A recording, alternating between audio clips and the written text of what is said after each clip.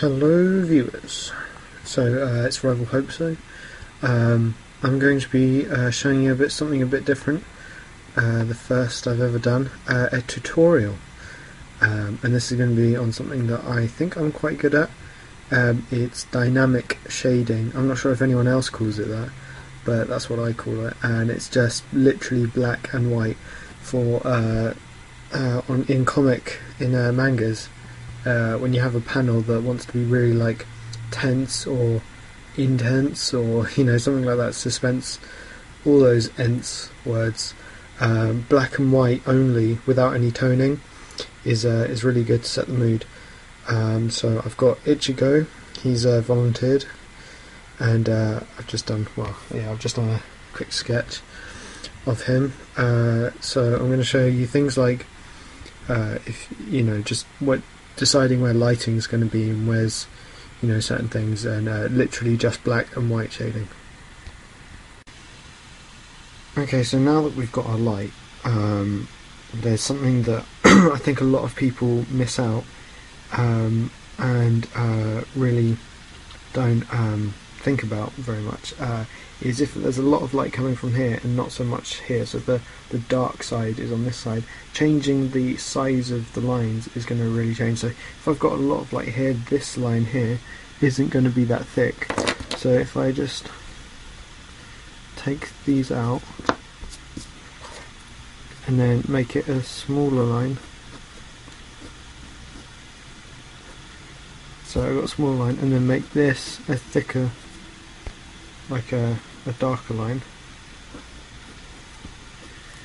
without even doing any shading. I've already got starting to get a consistent sort of feel, and it goes definitely with the hair. This is most important because hair is obviously like real hair, it's really thin.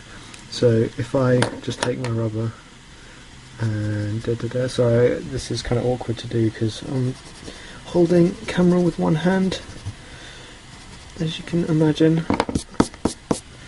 So if I've got it like this, and then I do really thin lines,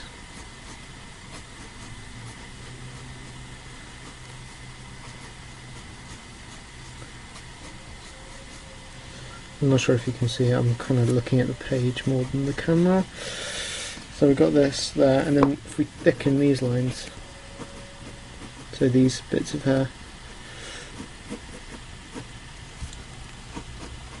so as you can see, just by doing the lines we've already got some shading going on. So I'm going to do the rest of the thing and I'll show you what it looks like after. Right, so I've finished doing what I said I'd do. I realised that there were a couple of mistakes that could be made here that you should avoid. Is avoid doing half really light and half really dark. I kind of have done it a little bit, but if you have light, so this light coming here, you'll have a light line here, but a darker line here. So it's literally light lines for what's being hit by this. Remember, this is 3 dimensions, so here as well. You've got a light line for the hair here, but then darker line for the inside parts, like out on the arm as well. That's actually, this should be maybe a bit more darker just in there. If you can see, and then you have dark here. But also, what you should do is that if you see with you see with a lot of the really good artists, I still haven't quite got it, but if you vary the weight of your line, so on this side, as you can see, that this part of the sort of dip in this sleeve is really dark, but this part's very, like, because it straightens, it's much thinner, because when it's like stretched, obviously it will be thinner, and also you've got this reflective light. So for these sort of thinner bits, maybe even the hair could be a bit thinner. Look at this. So like there, you see now I've made this line thinner. It looks a bit more realistic. So you have, so if that makes sense. Right. So this is basically. This could be a bit darker as well. That's basically it. Notice that we haven't done any shading yet, and you can kind of already see a sort of difference in in the light. I've got some sort of discrepancies in the, like this part's a bit too dark and that part's a bit too dark, but overall you get the idea. So now we're going to mark what we're going to ink basically. So yeah, I'll start it and then I'll show you what I do. So yeah, this part's the fun part. I got a bit carried away. I think I've actually done it too much, but as you can see, I've outlined where the shading should be, and I've put little crosses of where the X. I've also done a this line, which is going to be for the the light. So that basically is, if I'm going to colour this, which I think I might do, this is where I won't put any colour. I've done some there, and I'll probably do some on his face. So because the problem with traditional is that you can't have Control Z, and you can't have a white, unless you've got a white ink pen. It's very difficult to, you have to know where you're going to draw. You have to draw in sections and paint in sections or colour in sections to know where the highlights are going to be. So I mean, shadows are really simple, but highlights is a bit more complicated. You need to plan ahead before, here would be a good highlight place, just sort of here. That would be a good highlight place, or even on just there. Or see, I have too much fun doing this. I just get carried away. So yeah, as you can see, I've done all this. Also, with the reflective bit, I've got the X, but I've got a little bit of a gap. You know where the thinner line was.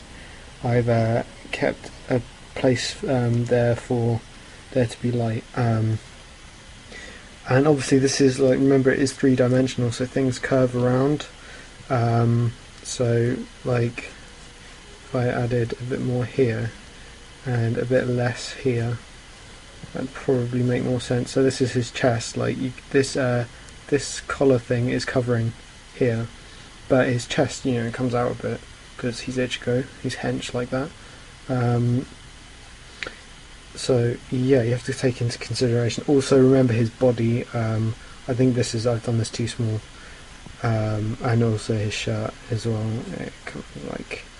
I've gone overkill on this, a bit too much. But yeah, I'll ink it anyways, and then actually, oh yeah, another thing with buttons. This is another thing. You have to remember they're spherical. So if you want a good line, so this is going to be that's the button, and this is the shadow. But we're also going to ink that bit, but we're not going to ink all of the shadow. You need to make it clear that it's a button, not just ink everything. If you ink too much, you lose details. So if we have a little bit not there, well, I've covered it. See, that's what happens if you go. Let me try with this one. You can have a little bit of line there. Oh, I can't actually, can you see that? It's easier to see that way. So yeah, okay. I'll ink it and I'll show you what it looks like. Or ink it as in, I'll fill it in with my pencil, and then I might go into ink later on. Oh yeah, and one other thing, just remembered, if you don't have an extra piece of paper, start from the left and go that way, because if you're starting this way and then you go that way, you're just going to smudge your drawing. I think that's something that everyone should know, but I'm just mentioning it, just in case you start, it gets a bit messy. Right, I've finished doing the inking. I keep saying inking, it's not inking, the filling.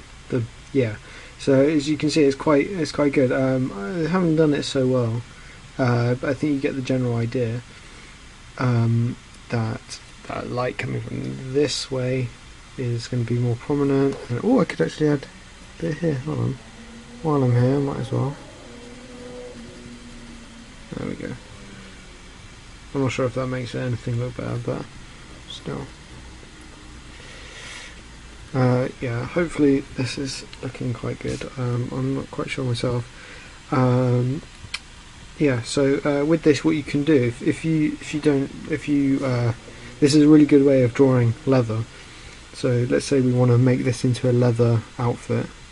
We then draw highlights just everywhere. So really like the white spaces. I said before where we wouldn't put any colour, just adding them here can help it look a bit more leathery. So there we go. Now it looks like these bits should be shiny, and voila, you've got like a actually, let's put this bit a bit. Sorry, I keep saying there we go, and then seeing something and changing it. Maybe that's better, I don't know.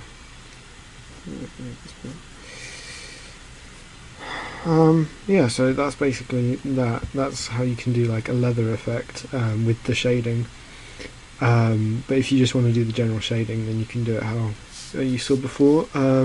Quickly, remember when you're blocking the hair to leave the little white strands, because remember the light's still coming this way, so you're not going to get the whole thing black. I've made his face look kind of gaunt. I've done too much shading on this side, and if that happens, you can just, adjust it by taking it out a bit, and now it looks a bit less. So you still have the dynamic. See, now that's a bit better.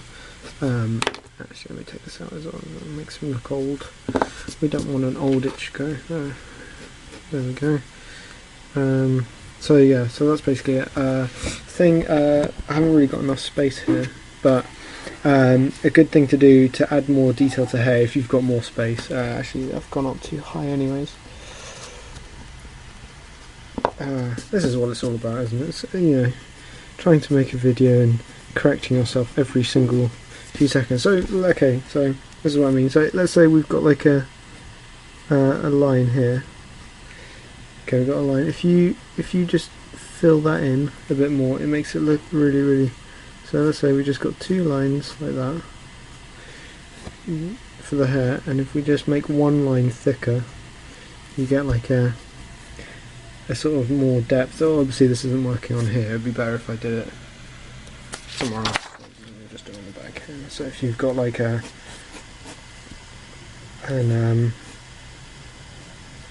like that, and then you just fill in this one line, you get like a much stronger depth of hair. Because like if you've just got random strands like that, and then if you've got nothing shading, if you just thicken some of the lines and have them sort of going into other thicker lines, you can make it look a bit more realistic, and then you can get it all going and then it goes nuts, and then you have really awesome hair. Obviously I'm not going to show you that because that's far too awesome. Yeah, I kind of messed that one up, but that's another trick that you can do. Nearer the middle, like here.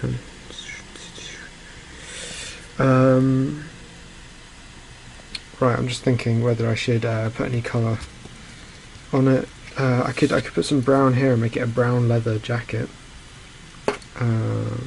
but I'd have to ink it first. Okay, let me do that. Okay, just hang on a second. Right, so before you colour and everything, it's quite a good idea to do a test. So I did a little test here, and it wasn't intentionally going to be Naruto, but I kind of added those, and yeah. So I think this is the kind of colour scheme I'll be going for. I can work out my mistakes, like the shading on the skin is too much, the highlights is too much, and yeah. So through this, I can work out my next step. So here's the fully inked with pen Ichigo. He's looking quite marvellous, I think, if I don't say so myself. Quite biased, but I'm actually really pleased with it.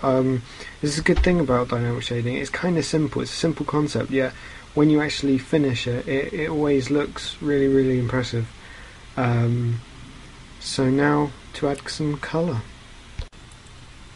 As you can see, I've finally finished. Lovely jubbly.